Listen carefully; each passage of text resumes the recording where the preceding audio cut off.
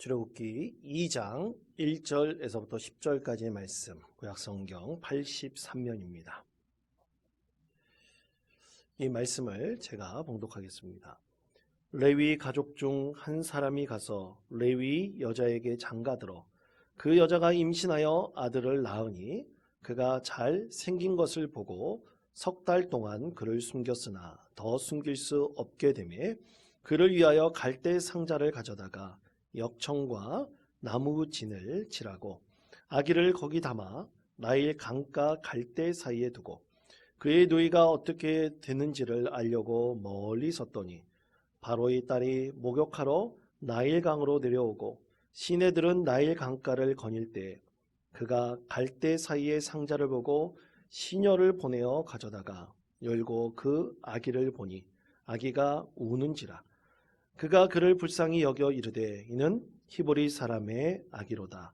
그의 누이가 바로의 딸에게 이르되 내가 가서 당신을 위하여 히브리 여인 중에서 유모를 불러다가 이 아기에게 젖을 먹이게 하리이까. 바로의 딸이 그에게 이르되 가라 하매 그 소녀가 가서 그 아기의 어머니를 불러오니 바로의 딸이 그에게 이르되 이 아기를 데려다가 나를 위하여 젖을 먹이라. 내가 그 삭슬 주리라. 여인이 아기를 데려다가 젖을 먹이더니 그 아기가 자라매 바로의 딸에게로 데려가니 그가 그의 아들이 되니라.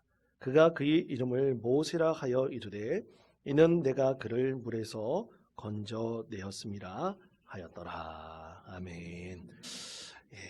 여러분, 예로부터 위대한 인물들이 태어나면 그 인물들에 대한 신화들이 있습니다. 그렇죠? 그래서 전 세계적으로 이 신화들은 어떤 위대한 인물들에 대한 어떤 신비롭고 또 굉장히 뭐라고 해야 되나 거룩하거나 또 신화적인 그런 이야기들을 만들어내는데요. 우리나라도 꽤 많이 있습니다. 대표적으로 우리나라는 난생설화가 있습니다. 여러분 난생설화 들어보셨죠? 모르십니까? 그 알에서 태어난 사람들 얘기입니다. 사람이 포유류도 아니고 무슨 알에서 태어난 이야기들이 우리나라에 꽤 많이 있어요. 대표적인 게 고구려를 세운 주몽의 이야기가 있습니다. 이 부여의 동부여의 금화왕이 우연히 유아라는 아주 아름다운 여인을 만나고 그 여인을 왕궁으로 데려왔는데요. 왕궁으로 데려왔을 때 아주 신비롭고 밝은 빛이 그녀에게 쫙 비춥니다. 그때 임신을 했다 그래요. 그런데 그 전에 이 천상의 천재의 아들, 그러니까 하늘의 그 황제의 아들인 헤모스를 만나서 이 유아 부인이 동침을 합니다. 그리고 거룩한 빛을 받아가지고 임신을 했다 그래요. 그래서 알을 낳는데 몇 개를 낳는지 아십니까? 5개를 낳습니다. 그 중에 하나가 부화했는데 그 부화에서 태어난 아기가 누구냐? 주몽이다. 고구려의 시조라고 합니다. 그런데 고구려만 그렇지 아세요? 그렇지 않습니다. 신라도 그래요. 신라도 박혁거세가 이 신라의 시조인데 이 박혁거세가 알에서 태어났다고 합니다. 또 그리고 가야도 있습니다. 제가 김해 김씨거든요. 저희 조상이 알에서 태어났다고 합니다. 김수로왕이 알에서 태어났다고 그래요. 여하튼 이 알에서 태어난 난생설화 이야기가 굉장히 많이 있습니다. 그 이유는 무엇이냐? 이제 한 나라를 이루고 위대한 인물이 태어났을 때 그의 신비롭고 놀라운 행적들을 그렇게 보여주기 위해서 이 설화들을, 신화들을 만들어내는 것이죠. 그런데 여러분 오늘 말씀을 보십시오. 오늘 말씀에 모세에 태어난 이야기가 있습니다. 근데 모세 이야기를 여러분 쭉 묵상해 보시면 신화적인 요소가 있습니까? 신비로운 요소가 있습니까? 전혀 그렇지 않습니다. 그는 물에서 건져낸 자로서 이스라엘이라는 한 민족을 하나님의 사명을 부어받아서 그들을 이끌어내어 하나님께서 약속하신 가나안 땅으로 이끌어내는 귀한 사명을 받은 자로서 말씀하고 있습니다. 그런데 그에게 있어서 어떤 특별한 계시나 그리고 어떤 신비로운 현상 가운데 그가 태어난 것은 결코 아닙니다. 자, 그가 태어났던 그 상황에 대해서 하나님께서 이렇게 말씀하십니다. 출애굽기 1장 22절 말씀, 우리 화면에 말씀 다 같이 한 목소리로 읽겠습니다. 그러므로 바로가 그의 모든 백성에게 명령하여 이르되 너희는 그를 나일강에 던지고 딸이거든 살려두라 하였더라. 아멘. 자, 애굽의 바로 왕의 명령에 따라서 아기들의 생명이 죽느냐 사느냐 이렇게 좌우되게 되었습니다. 이렇게 된 이유가 무엇입니까? 두려움 때문이죠. 이스라엘이라는 한 씨족이 애굽으로 옮겨졌을 때는 별로 위협이 되지 않았습니다. 그러나 400년이 지난 다음에 엄청난 이 백성들로 이제 한 민족을 이룰 만큼 엄청난 백성들이 되었죠. 그렇기 때문에 그들에 대한 두려움이 있었기 때문에 이 남자아이들은 다 죽이라는 그런 명을 바로가 내렸던 것입니다. 이것을 봤을 때 어떤 영적인 신비롭고 또 신화적인 요소들은 이 말씀을 통해서 찾아볼 수가 없죠. 하지만 여러분, 우리가 모세의 이야기를 하나님 말씀을 이렇게 묵상하고 읽다 보면 꼭 생각나는 분이 있습니다. 누굽니까? 예수님입니다. 예수님과 너무나 비슷한 부분이 참 많이 있습니다. 그래서 오늘 대림절 이 네 번째 주일, 오늘 하나님 말씀을 묵상하며 우리 예수님과 모세가 비슷한 점이 무엇인지, 또 다른 점이 무엇인지 말씀을 통해 찾아보면서 한번 여러분과 함께 이 믿음의 여정을 출발해 보려고 합니다. 먼저 유사한 점입니다. 유사한 점은 위기에서 살아난 사람이라는 점에서 아주 비슷합니다. 자, 출애굽기 2장 2절에서부터 3절까지 말씀 우리 한 목소리로 함께 읽겠습니다. 그 여자가 임신하여 아들을 낳으니 그가 잘생긴 것을 보고 을 숨겼으나 더 숨길 수 없게 되매 그를 위하여 갈대 상자를 가져다가 역청과 나무진을 칠하고 아기를 거기 담아 나일강과 갈대 사이에 두고. 아멘.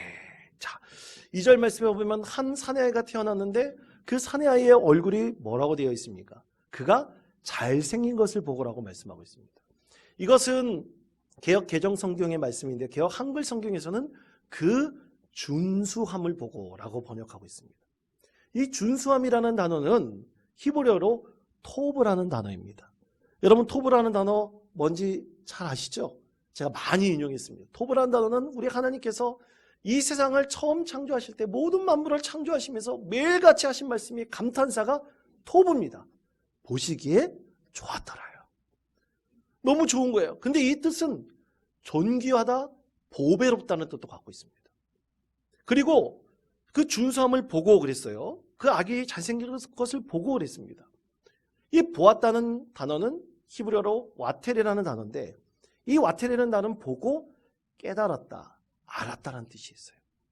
그러니까 이 존귀한 자라는 것을 보고 깨달았는데 이 아기를 보고 이 모세의 어머니 요게벳이 무엇인가를 깨달았다는 거예요. 과연 무엇을 깨달았을까? 그것에 대해서 히브리서 11장 23절은 이렇게 말씀하고 있습니다. 우리 화면에 말씀 한 목소리로 읽겠습니다. 믿음으로 모세가 낳았을 때 그 부모가 아름다운 아이임을 보고 석 달 동안 숨겨 왕의 명령을 무서워하지 아니하였으며. 아멘. 비슷한 말씀이 있죠. 아름다운 아이임을 보고 잘생긴 것을 보고 준수함을 보고 똑같습니다. 그런데 뒤에 해석해 놓은 것을 보여요. 이 아기를 보고 왕의 명령을 무서워하지 않았다 그랬습니다. 참 많은 히브리인들이 자기 자녀를 눈물 가운데 버려버리거나 죽게 만들어버렸습니다. 그런데 이 모세의 부모는 그렇지 않았어요. 여러분, 요게벳이 임신했다는 사실은 마을 사람들이 다 알았을 거예요. 그러면 누가 태어났는지 궁금했을 겁니다. 그런데 석 달 동안 숨겼다. 불가능한 일이죠. 그런데 목숨을 걸고 숨겼습니다. 왜냐하면 그 마음속에 뭔가 하나님께서 깨달은 것을 주신 거예요. 너무나 귀한 아이다, 너무나 보배로운 아이라는 것을 보자마자 하나님께서 깨닫게 해주셨기 때문이죠. 그래서 목숨을 걸고 왕의 명령을 두려워하지 않으며 이 아이를 지켰습니다. 그런데 여러분, 예수님께서 태어나실 때를 보십시오. 예수님께서 태어나실 때도 마찬가지였습니다.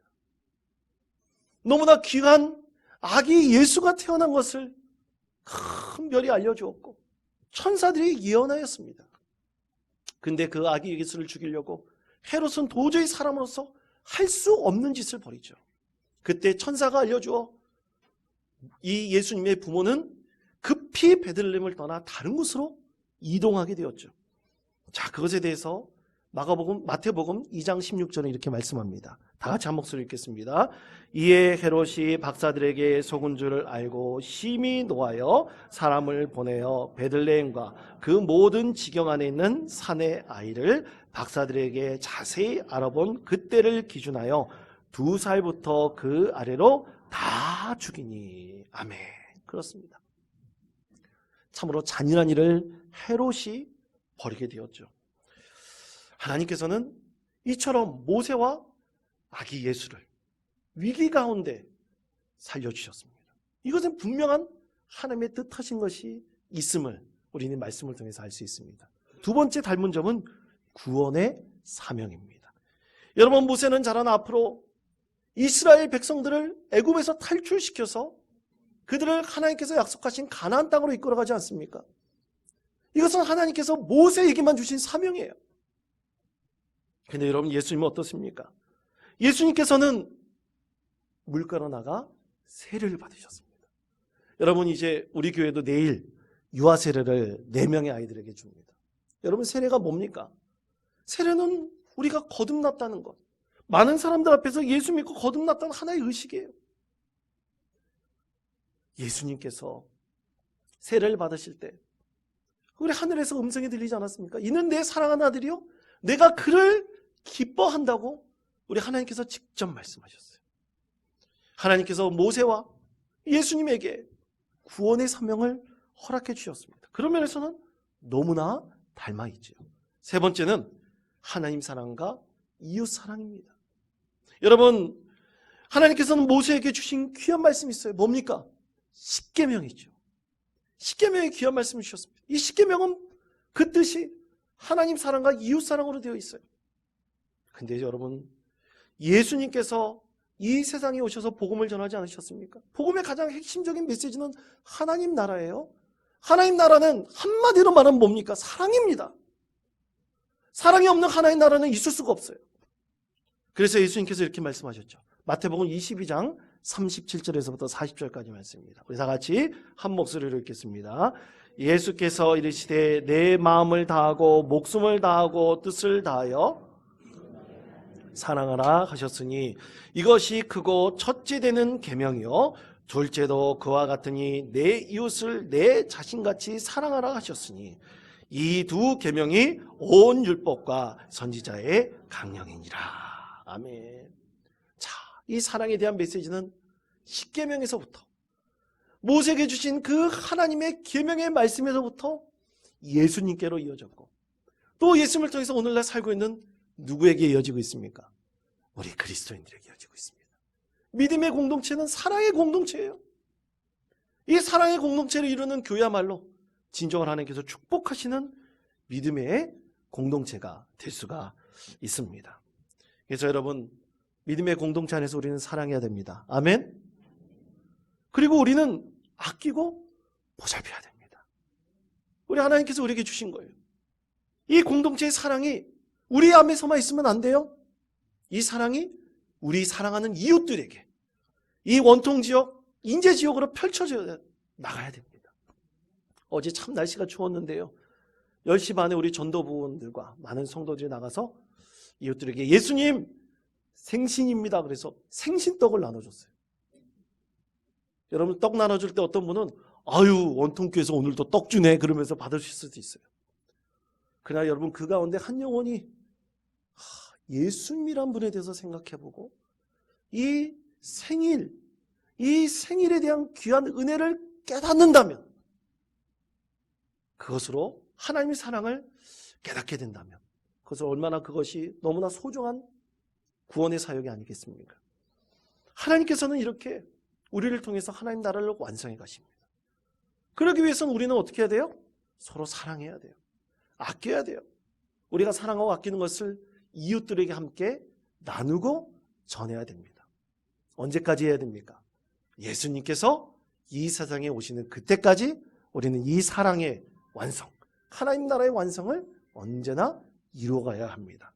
자, 그렇다면 유사점이 이렇게 세 가지라면 차이점이 있습니다. 어떤 것이 차이가 날까요? 첫째, 예수님만이 온 인류의 구원자이셨습니다. 자, 오늘 우리에게 주신 말씀 출애굽기 2장 10절의 말씀 다 같이 한 목소리로 읽겠습니다. 그 아기가 자라매 바로의 딸에게로 데려가니 그가 그의 이름을 모세라 하여 이르되 이는 내가 그를 물에서 건져내었음이라 하였더라. 아멘. 자, 여러분 오늘 말씀을 잘 보십시오. 10절 말씀을 잘 보시면 아기가 자라난 다음에 여러분 당시에 이 모세가 있었던 그 시대에 보통 아기를 특히 이 유모가 키울 때 한 2, 3년 정도 젖을 물리고 키웠다고 합니다. 그러니까 아기가 2, 3년 정도 지나면 아장아장 걸어다니기도 하고 뛰어다니기도 하지 않겠습니까? 그렇게 아이가 자라난 다음에 어떻게 했다고요? 바로의 딸에게 그 아기를 데려갔어요. 그리고 데려간 다음에 바로의 딸이 이 아기를 자기의 양자로 삼았습니다. 그리고 이름을 붙였어요. 이름을 뭐라고 했습니까? 모세라고 했어요. 물에서 건져낸 자라는 이름을 붙여주었어요. 그러니까 모세라고 하는 것은 한 민족, 이스라엘이라는 이 민족을 구원하시기 위해서 하나님께서 그에게 사명을 부어주신 것이죠. 한 백성을 위한 모세라는 이름이었던 것입니다. 그런데 여러분 예수님을 보십시오. 예수님께서는 예수님의 부모인 요셉과 마리아가 이름을 짓지 않았습니다. 누가 지었습니까? 하나님께서 지으셨어요.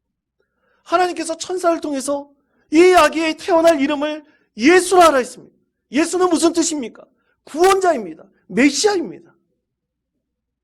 그리스도이십니다. 그 예수 그리스도라는 온 인류를 구원한 이름은 오직 누구밖에 없습니까? 예수님밖에 없습니다.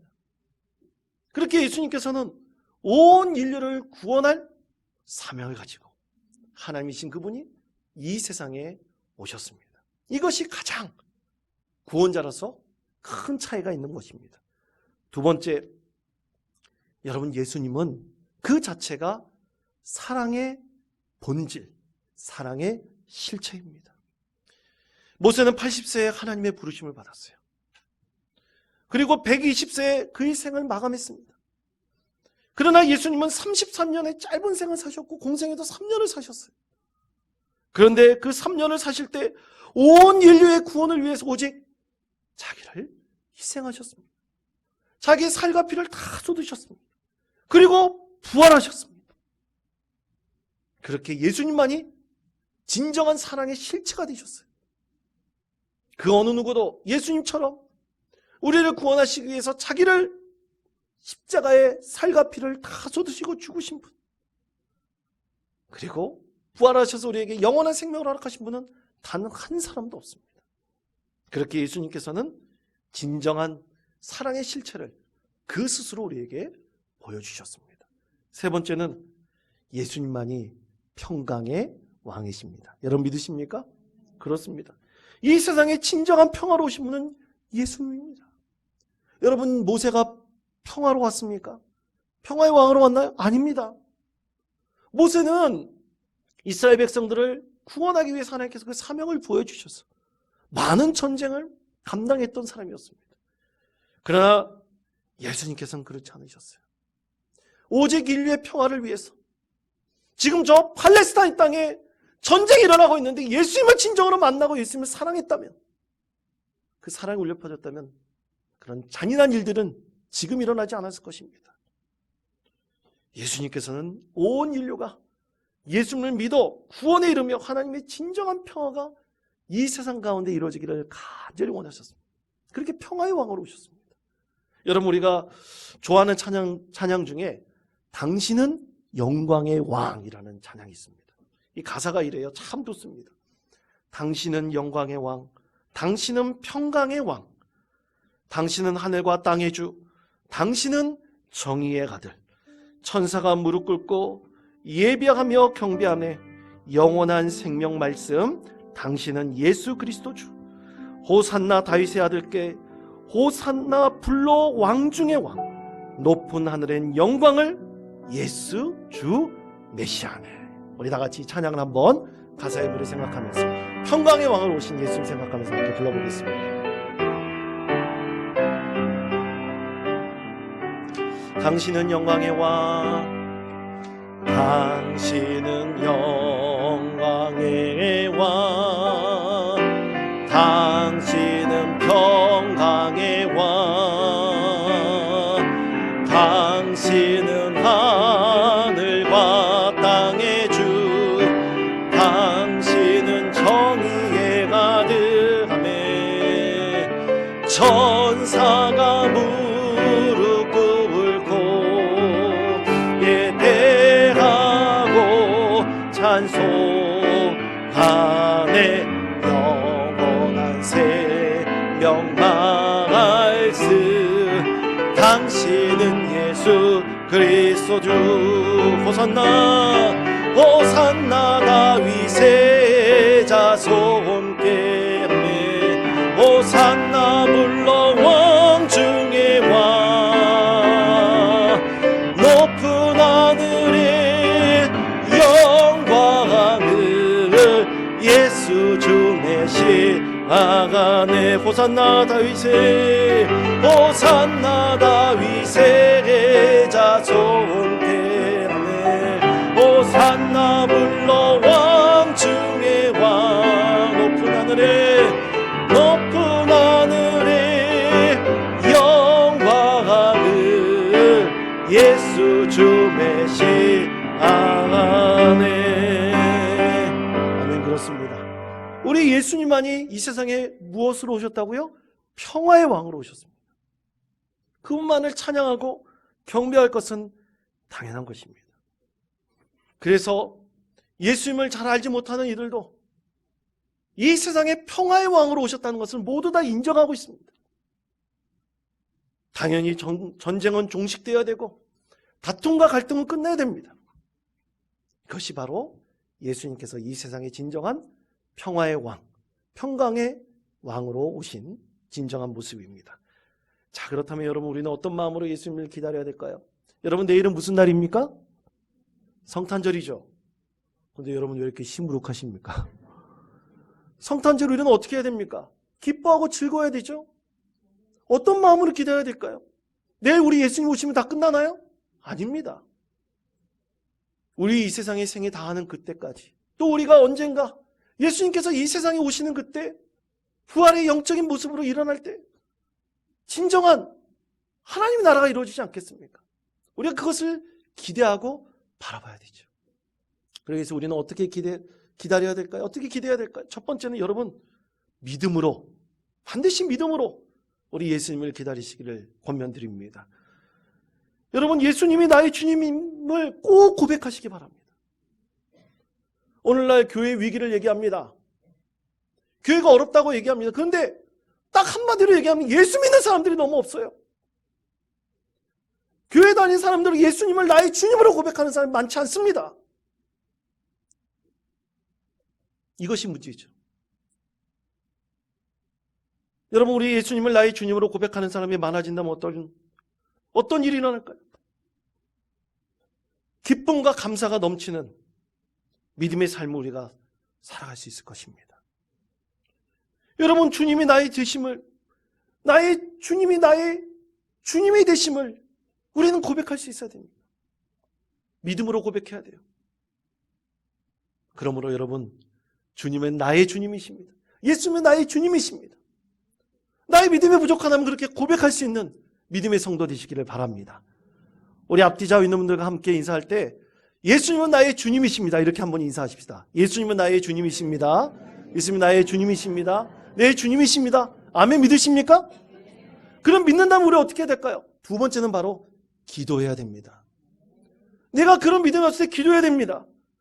여러분, 우리 인생 가운데 절체절명의 사건을 만났을 때 우리 인생은 새롭게 되는 경험을 할 때가 있어요. 바울 사도가 그랬습니다. 수많은 자들이 그랬습니다. 지금 예배를 드리는 우리 성도들도 예수님을 영적으로 만나게 되었을 때 우리 삶은 새롭게 되고 변화되는 절체절명의 사건을 우리가 경험하게 되는 거 아니겠습니까? 여러분, 저도 마찬가지였습니다. 저도 한 번은, 좀 이렇게 말하면 어떻게 들릴지 모르겠지만, 저 옛날에 고 노태우 대통령 그 조카하고 제 친구였습니다.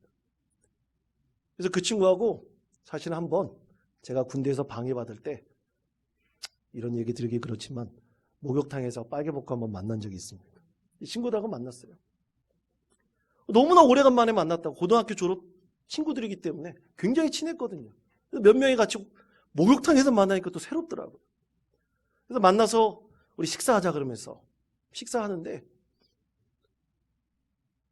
그 친구들과 저의 삶의 자리 가운데 너무나 큰 괴리감이 있는 것을 경험했습니다. 너무나 삶의 태도가 달라요. 이제 제가 목회자가 될 것을 생각하면서 좀 다르게 보더라고요. 어떻게 보면 거룩한 부담감이었습니다.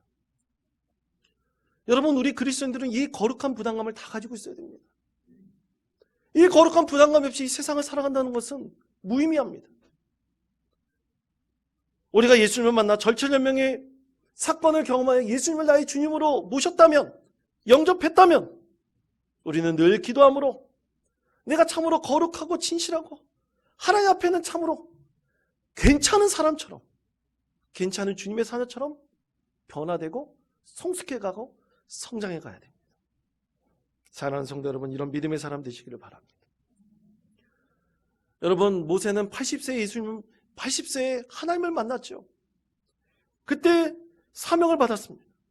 누구를 만났기 때문입니까? 하나님을 만났기 때문이에요. 그는 그렇게 하나님을 만났으므로 40년 동안 이스라엘 백성들을 이끌어낼 때에도 하나님께서 위기 가운데 늘 함께 하셨고 은혜를 베풀어 주셨습니다. 아말렉과의 전쟁도 승리했고요. 백성들이 다시 애굽으로 돌아가자 그랬는데도 하나님께서 그에게 능력을 베풀어 주셨습니다. 사랑하는 성도 여러분, 기도함으로 우리 예수님을 기다리십시다. 그럼 진정으로 예수님께서 정말로 힘들고 어려울 때마다 나의 힘과 능력이 되어 주실 거예요. 이런 믿음으로 고백할 수 있는 진짜 주님의 사랑한 자녀 그리스도인 되시기를 축복합니다. 마지막으로 감사함입니다. 예수님 오심에 대해서 우리는 가져야 될 마음은 반드시 감사함이 있어야 됩니다. 왜 감사해야 될까요? 나를 위해서 죽으신 분은 예수님밖에 없어요. 십자가 위에서 구원에 이르기 위해서 자신의 살과 피를 모두 다 흘리신 분은 예수님밖에 없습니다. 그 은혜가 너무나 감사합니다. 그 은혜가 너무나 귀합니다. 다른 사람들, 믿지 않은 사람 이해하기 힘들어요. 그러나 우리가 예수님의 묵상하고 생각할 때마다 그 예수님의 은혜가 너무나 감사합니다. 여러분, 감사라는 것은요, 우리가 그 마음을 가지려고 할 때 표현할 수 있습니다. 어떨 때 표현할 수 있다고요? 가지려고 할 때 표현할 수 있습니다. 아무도 감사하는 마음 가지려고 하지 않잖아요? 그러면 정말 감사할 제목이 없어요. 그러나 여러분, 우리 인생 가운데 한번 하나님께서 은혜를 베풀어 주셔서 감사한 것을 생각해 보시고 늘 기도해 보십시오. 당연히 하나님께서 감사한 것을 깨닫게 해주실 것입니다. 우리는 아기 예수님의 탄생을 기다리며 어떤 것을 감사하고 있습니까? 우리가 감사해야 될 것은 과연 무엇입니까? 2000년 전 동방 박사들은 저 먼 곳에서 이 세상에 진정한 왕이 태어날 것이라는 그 예언을 믿고 별을 따라 베들레헴까지 왔습니다. 그 먼 길을 오면서 하나님께, 예수님께 그 감사의 예물을 준비했습니다. 황금과 유향과 몰약을 준비했습니다.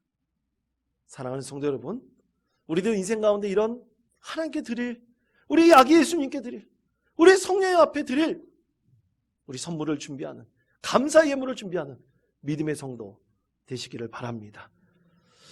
이제 대림절 네 번째 주일을 지나며 우리는 믿음으로, 기도함으로, 감사함으로 예수님의 탄생을 기다립시다.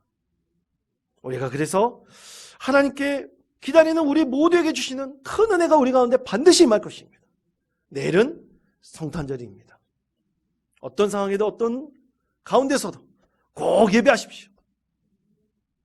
기도하시면서 아기 예수님의 오심을 축하하십시오. 오늘 전야제도 오십시오.